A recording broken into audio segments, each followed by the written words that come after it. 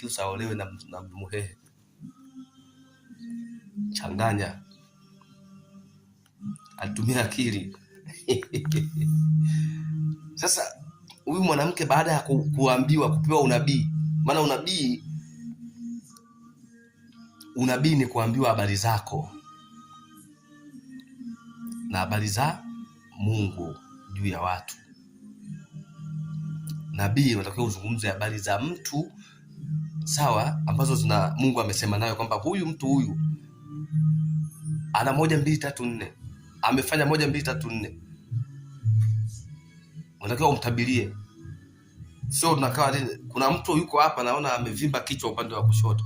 Umekusanya watu 20,000. Umekusanya watu 1,000, 2,000, atakosa mtu aliyevimba kichwani? Unapigwa za uso. Kuwa makini. Umekusanya watu 400, watu 500, watu 2,000, watu 10,000, watu 100,000 umewakusanya pamoja.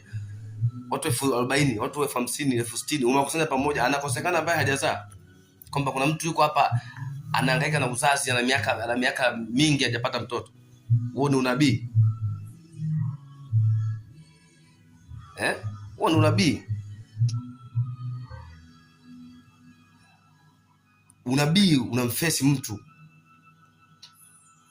Wewe jo, nimeambiwa 1 2 3 4 5, na yule mtu hayasadiki yale maneno unayomwambia, aidha yaliyopita ambayo yanamsababisha yeye kwenye maisha yake yawe kikwazo, au yatakayokuja mbele yake. Huo ndio unabii. Mwambie mtu, wewe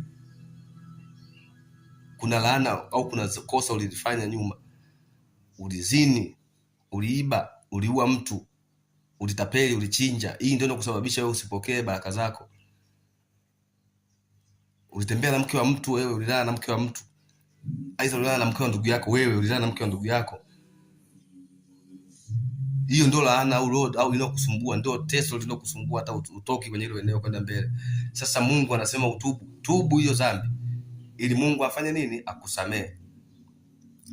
Na anaona wewe utafanikiwa, utakuwa mtu 1 2 3.